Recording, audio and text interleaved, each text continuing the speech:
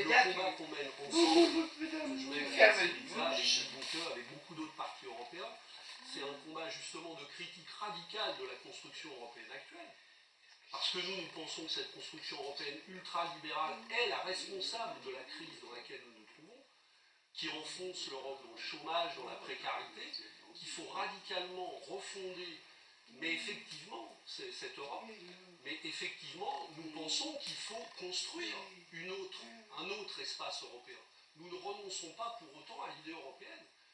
On peut la faire de manière démocratique, en donnant du pouvoir davantage au peuple, en mettant la coopération à la place de la mise en concurrence systématique et du dumping. Je vous donne la parole, Émeric et Natacha, mais je voudrais aborder un sujet qui va intéresser aussi Bernard Lavilliers. C'est le cas Édouard Martin. On parlait de Florange tout à l'heure. Vous l'avez connu délégué CFDT au comité d'entreprise d'ArcelorMittal.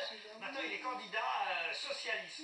Alors ça vous choque, ça vous dérange, ça vous embête? Non, mais il y a deux choses. D'une part, qu'un ouvrier, un délégué ouvrier décide de s'engager en politique, moi je trouve que c'est plutôt une bonne nouvelle. Oui, mais au PS. Non, mais c'est important à dire ça, parce qu'il n'y en a pas tant que ça.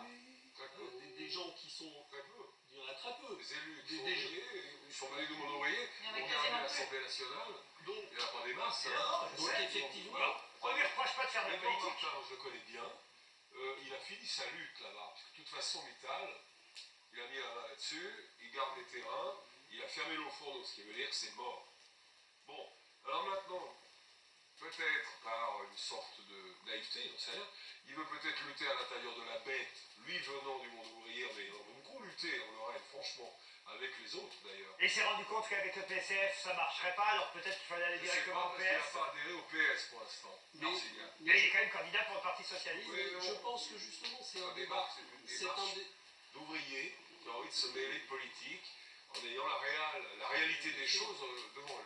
C'est intéressant. Et puis, c'est un débat qui traverse beaucoup de gens de gauche, justement, et qui peut-être est devant nous. C'est qu'il y a beaucoup de gens qui se disent, travailler avec le Parti Socialiste, peut-être qu'on ira plus vite, peut-être que ce que proposent les communistes, c'est trop utopique. Alors c'est peut-être plus court de faire comme ça. C'est ce que Pour je moi, disais. je pense que la leçon des 20 dernières années, c'est que précisément à vouloir faire plus court et à vouloir seulement s'accommoder, c'est là qu'on finit dans le mur. Effectivement, maintenant, si on ne touche pas au pouvoir des actionnaires, il y a trop de pouvoir dans les mains des actionnaires. Et qu'on ne renverse pas un peu le rapport de force, on n'arrivera plus à changer les choses. Parce que ces gens-là, Mittal, ils ont l'œil rivé sur le taux de rentabilité, et le reste, ils en foutent complètement.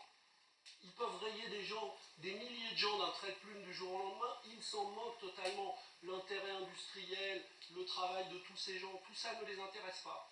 Donc ces gens-là ont trop de pouvoir aujourd'hui. Régis Il faut changer leur Régis Geoffrey. Oui, je suis désolé, c'est peut-être un peu prosaïque, mais je vous assure qu'il n'y a pas d'ironie là-dedans. Cet homme, Édouard Martin, qui a accepté d'être tête de liste pour les européennes, je vous assure, c'est pas du tout une moquerie. Je dirais, est-ce qu'on ne peut pas penser que quelqu'un qui a vécu et qui a travaillé si durement peut être pris par une ambition, je dirais même presque une ambition sociale, de devenir député européen Ça, on peut comprendre aisément. et de faire avancer ses idées dans un contexte plus confortable, et que ça ne peut pas être tentant pour quelqu'un un statut confortable quand on vient de là où on vient. Ça, on n'en parle jamais. Je pense que c'est pas méprisable de dire ça. On peut tout à fait comprendre et reprocher.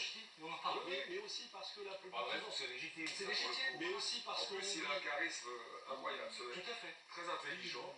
Et il est là depuis le début, je le connais depuis fort longtemps. Excusez-moi, hein, mais je pense que c'est la parole de ces gens-là. Peut-être ça va donner du courage à d'autres en se disant c'est pas notre monde, on ne peut pas rentrer là-dedans, on ne comprend rien. Bien sûr qu'ils comprennent tout, puisque s'il n'y a pas d'ouvriers, il n'y a pas de matériel, hein, que je sache.